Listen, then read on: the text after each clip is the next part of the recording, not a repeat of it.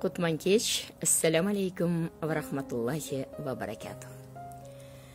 Бир жигит аялына ушунча разы болуп, анын акыл-эсине, мамилесине, ошондой эле диндарлыгына, деги эле балдарды мыкты тарбиялап жатканына өтө разы болуп, телефонуна Хадичам деп сактап коет атына. Телефон номерине Хадичам деп коет. Күндөрдүн биринде келинчеги көрүп калды.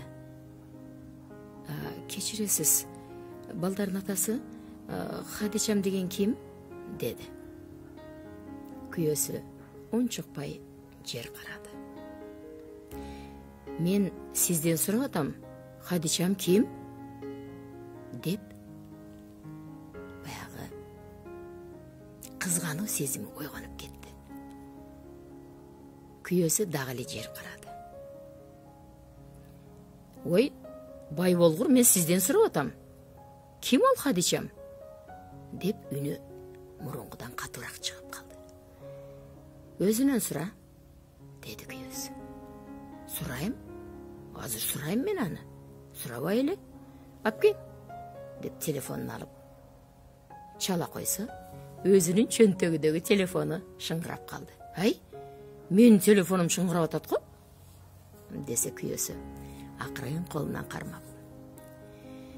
Сенин мээримдүүлүгүң, сенин урмат сыйың, мага карата болгон ысык мамилең, ушундай бир мүбарак колдоруң менен жасаган таттуу даамдарың,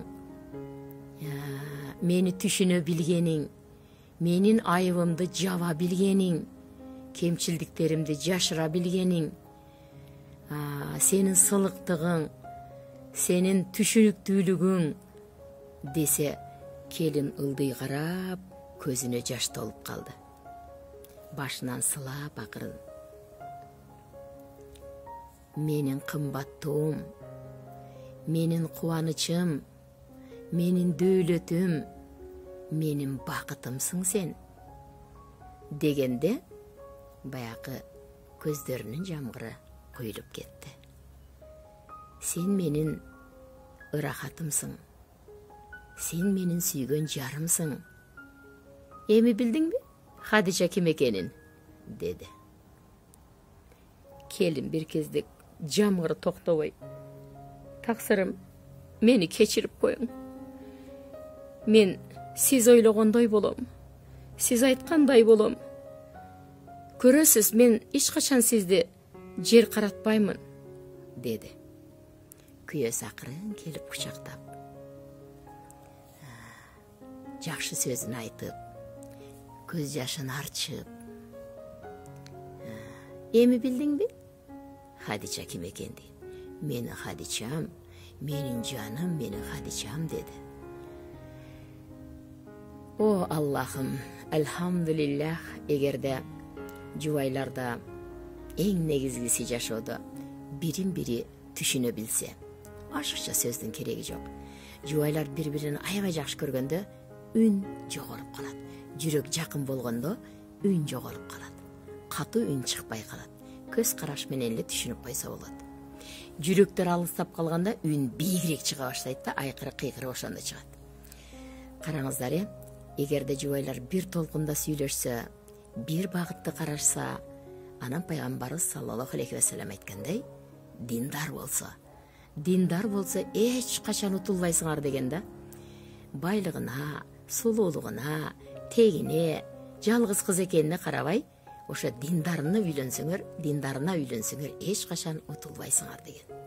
Ошондуктан кыздар ошо жигиттердин периштеси өйдөрөк экендигин билип, жаш келиндер мындай итаат кылып, моюн сунуп, урмат сый менен жупар жуттуу болуп, иштен жумуштан келгенде ушундай бир таттуу даамдарын даярдап, аны күтүп, тазалыгына маани берип, ушундай бир жакшынакай даамдарды даярдап, анын маанайына карап, кубанып турсак бөлүшүп, капаланып келген болсо кичине сабыр кылып, ушундай бир жакшы мамиле болсо, сөзсүз ал үй бүлөдө бакыт талай орногон болот.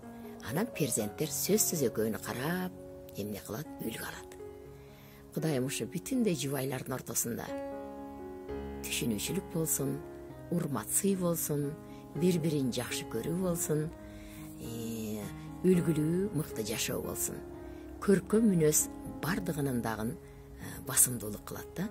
Акыретте таразаны баскан бул көркөм мүнөз. Ошондуктан ар бир үй бүлөдө тынчтык, амандык болсун, түшүнүүчүлүк болсун, урмат сый болсун жана пайгамбарыбыз саллаллаху алейхи вассаламдын сүннөтү менен жашасак, бири-биrini урматтап. Ал эмне деди? Эркектер аялдарыңарды сыйлагыла, аялдар күйөөлөрүңөрдү сыйлагыла деди. Мына ошондо мыкты жашоо болот. Иншаллах бардыгына ар бир үй бүлөгө ошондой көркөм жашоо болсун. Ассаламу алейкум ва рахматуллахи ва баракатух.